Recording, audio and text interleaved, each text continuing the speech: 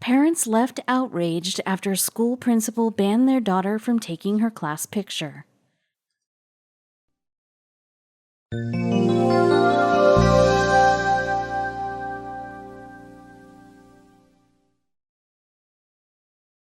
Going through school isn't easy, but the good news is that teachers and administrators are there to help students through the trying times of growing up. But one student in Michigan found out that even those meant to help are prone to making the wrong call when she faced exclusion at the hands of her elementary school administration. It was a decision she'd never forget, and one that sparked outrage in her community.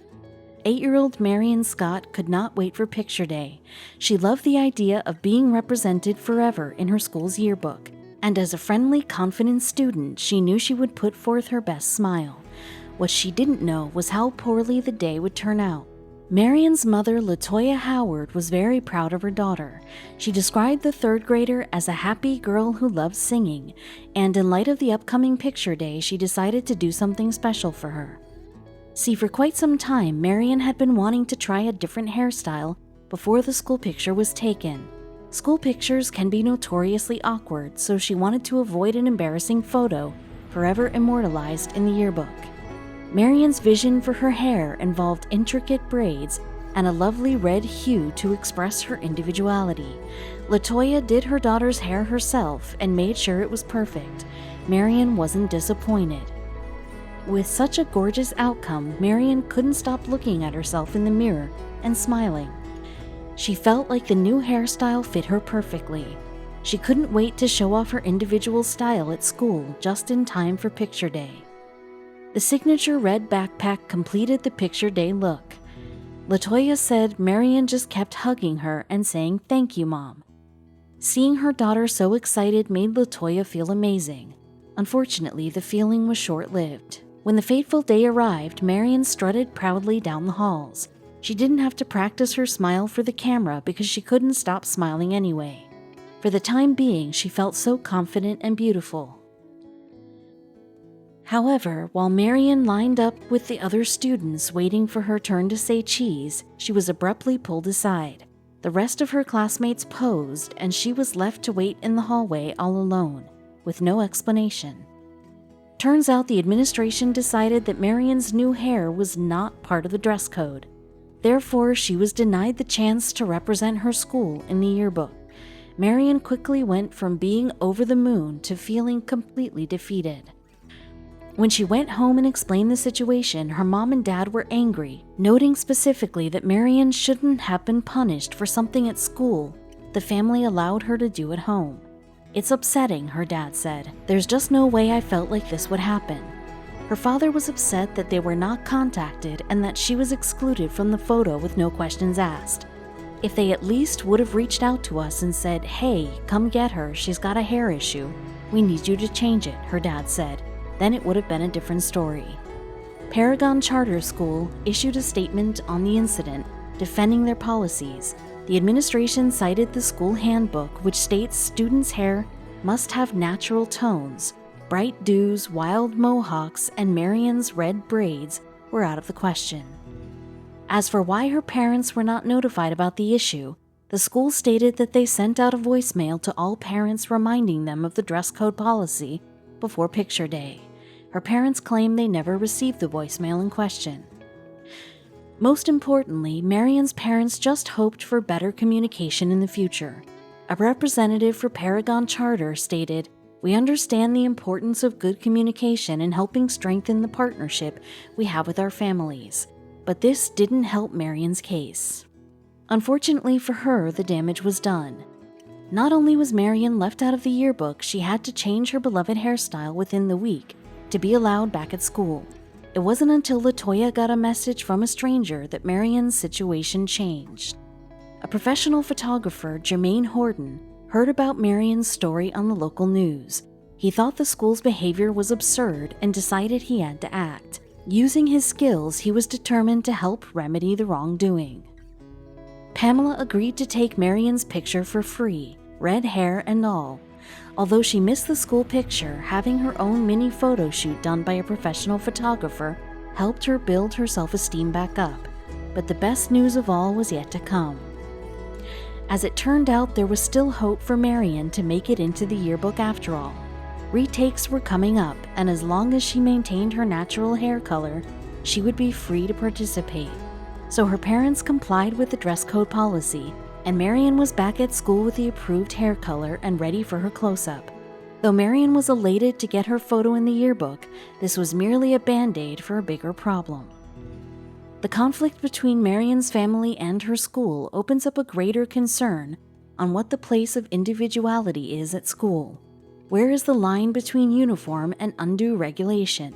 Kids of all ages struggle with the issue, and the consequences for not adhering to the rules of conformity can be really severe. Tony's daughter, Demetra, had been sitting in class that morning listening to her teacher's lecture like usual. Suddenly, the room went quiet, prompting the students to look up from their notebooks. The class realized the instructor was staring right at Demetra, whose face immediately went red. "Demetra," said the teacher with a defiant tone.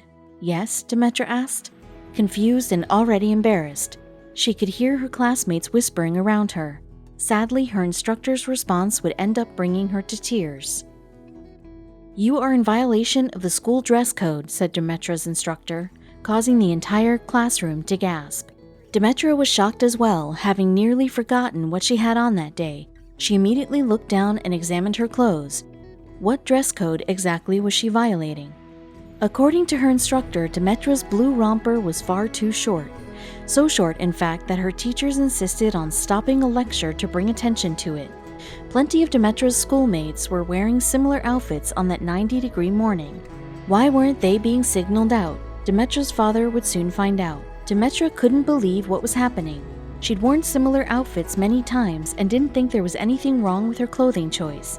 In fact, neither did her father, who dropped Demetra off himself just that morning. What was this instructor's issue? As if being called out in class wasn't embarrassing enough, the teacher decided to send Demetra to the principal's office.